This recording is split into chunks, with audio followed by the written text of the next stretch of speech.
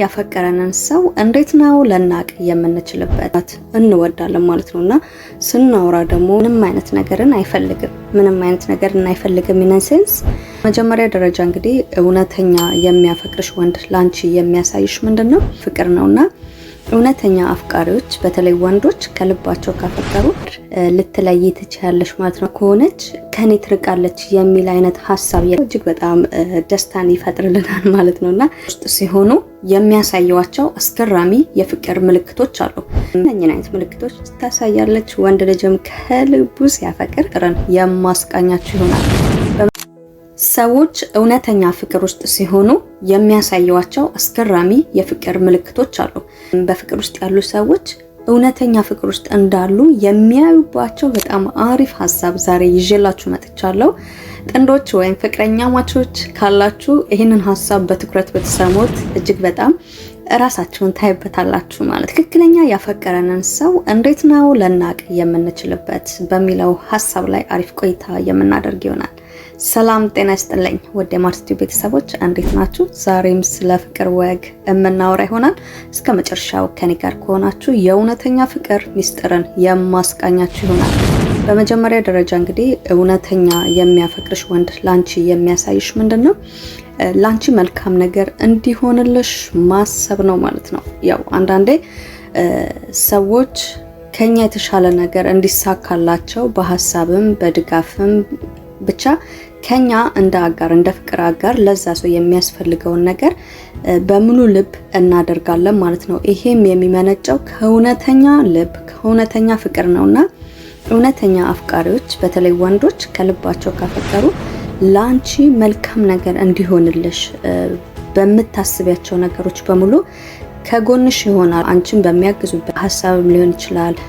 የሚያስፈልግሽ ቁሳዊ ነገር ካለ ድጋፍ ነው የሚሆንሽ ማለት ነውና በርቺ፣ ይሳካልሻል፣ ነገ የምታስቢበት ቦታ ላይ ትደርሻለሽ ጋር ድጋፍ ነው የሚሆኑሽ። እንደዛ በሚሆኑ ሰዓት አንዳንድ ሰዎች ምናልባት እቺ ሴት ውጤታማ ወይም ስኬታማ ከሆነች ነገ እኔን ችላ ልትለኝ ትችላለች ወይም ደግሞ በምትፈልገው ነገር ላይ ውጤታማ ከሆነች ገንዘብ ምንም ነገር ላይ ሊሆን ይችላልና ስኬታማ ከሆነች ከኔ ትርቃለች የሚል አይነት ሐሳብ የላቸውም ማለት ነው። ምክንያቱም ውስጣቸው ያለውን ሙሉነት ማካፈል ባለባቸው መንገድ አንቺን በማበረታታት ሊሆን ይችላል፣ ስላንቺ መልካም ነገር መመኘት ሊሆን ይችላል። ያለ ምንም ስስት ይሄንን ነገር የምታይበት ከሆነ የኔ እህት ያ ሰው ከልቡ እየወደደሽ እንደሆነ የምታይበት ነው ማለት ነው። ስለዚህ ይሄኛው የመጀመሪያው ነጥቤ ነው። ከላይ የሚያፈቅሩ ወይም የሚወዱትን ሰዎችና ከልብ ዲቴል ላንቺ ክብርና ፍቅር መውደድ ያጋርሽን በዚህ መንገድ ልትለይ ትችያለሽ ማለት ነውና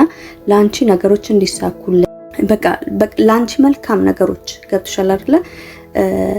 ነገሮች እንዲሳኩልሽ እንዲሆኑልሽ የሚጥር ከሆነ ከልቡ እንደወደደሽ የምታቂበት ነው። ምክንያቱም አንዳንድ ሰዎች ከልባቸው እንደዚህ በተለይ የሰው ልጅ ህይወት እንዲለወጥ በዛ ደረጃ ዋጋ አይከፍሉም።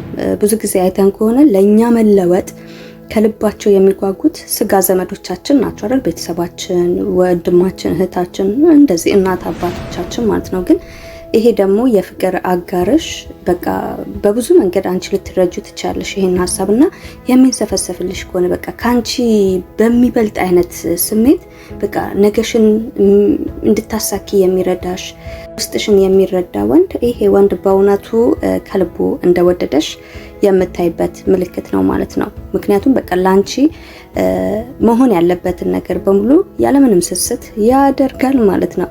ሌላኛው ነገር ደግሞ ከልቡ የወደደሽ ሰው ካንቺ ምንም አይነት ነገርን አይፈልግም in a sense ለምሳሌ አብራችሁ በምትሆኑበት ሰዓት አሁን እንደምናየው ፍቅር የሚባለው አገላለጽ ለምሳሌ አንዳንድ ሰዎች ከሱ ጋር መዝናናት ሊሆን ይችላል ወይም ደግሞ እሱ የፈለገውን ነገር ካላደረግን ወይም ደግሞ እኔ በምፈልገው መንገድ ካልሄደች ምናምን አለ አይደለ የሚያስገድዱ አይነት ሰዎች አሉ።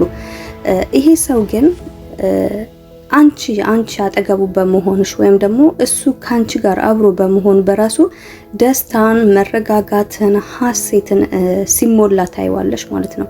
ምንም ነገር አድርገሽለት አይደለም፣ ግን ያንቺ መገኘት ያንቺ ፕሬዘንት መሆን በራሱ ያንን አጋርሽን ሲያስደስተው ታያለሽ ማለት ነው። እኔ በግሌ የማውቃቸው ጥንዶች አሉና ብዙም አንድ ላይ መሆናቸውን እንጂ የሚፈልጉት ምንድነው የሚያደርጉት? አንድ ላይ ጊዜ ማሳለፍን እርግጥ ያለ ሰዓትን ማሳለፍ ይፈልጋሉ ማለት ነው። ይሄ ኤክስትራ ደስታ ከምናገኝባቸው ውጭ ይልቅ እርስ በርስ አንድ ላይ በመሆናቸው እርስ በርስ በመተያየታቸው ብቻ እርካታንና ደስታን ያገኛሉና ይሄም ከነሱ ሰዎች ጋር ይህንን ሀሳብ ሬት አድርጌው ያ እውነት ነው ወደሚለው ውስጥ ገባሁኝ ማለት ነው።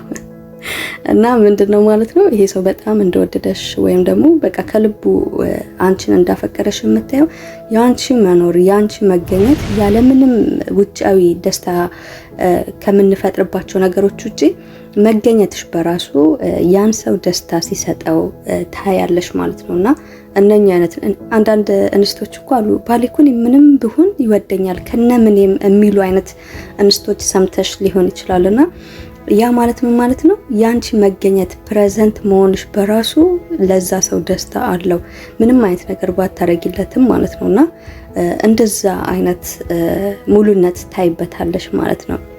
ሌላኛው ነገር ደግሞ ምንድነው?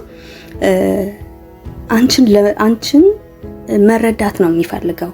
አንቺ መረዳት ስለሽ ለምሳሌ ምን አይነት ነገሮችን ማድረግ እንደምትፈልጊ ምን አይነት ነገሮችን እንደሚያስደስትሽ አንዳንዴ የፍቅር አጋርሽን ዲቴል አንቺን ለማወቅ ዲቴል ስላንቺ ከማሰቡ የተነሳ ምንድነው እስኪ ፍላጎትሽ ምን አይነት ነገር ያስደስትሻል በደንብ ስለ ስሜትሽ ማወቅ ይፈልጋል ስለሚያስደስትሽ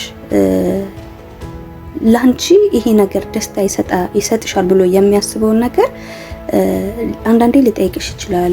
ሌላ ጊዜ ደግሞ አንቺ በተለያዩ ሁኔታዎች የምታወሪያቸው ነገሮች ሐሳብሽን ለመስማት ጊዜ ይሰጥሻል ማለት ነው። በዚህ ሰዓት አሁን ብዙ ጊዜ ጥንዶች ወይም በተለይ አዲስ ፍቅር ላይ ያሉ ሰዎች ጊዜ የመሰጣጣት ነገር ብዙ አይታይም። በአንድም በሌላ መንገድም በእርግጥ ጊዜያችንን የሚሻሙብን ነገሮች ይኖራሉ። ሶሻል ሚዲያ፣ ጓደኛ፣ ቤተሰብ ምናምን፣ ትምህርት፣ ስራ ብቻ በዛም ሆነ በዚህ ይህ ሰው ያንን ሁሉ ነገር አጣቦ አንቺን ለመረዳት አንቺ የምታወሪውን ያንቺን ሐሳቦችን ለመረዳት እጅግ በጣም የሚጓጓ ሲሆን ታይዋለሽ ማለት ነውና ሐሳቦችን የሚረዳ ፊቸርሽን ለማወቅ በዛ ደረጃ ጉጉት ያለው ከሆነ በእውነቱ ይሄ ወንድ እጅግ በጣም ላንቺ ከልቡ ፍቅር እንዳለው የምታይበት ነው። አሁን ብዙ ጊዜ አንዳንድ የፍቅር አጋር ውስጥ ወይ ሴቷ በጣም አሳዳጅ ትሆናለች ወይ ደግሞ ወንዱ በጣም ፈላጊ ይሆናልና እንደዛ በሚሆንበት ሰዓት አለመጣጣም ወይም ደግሞ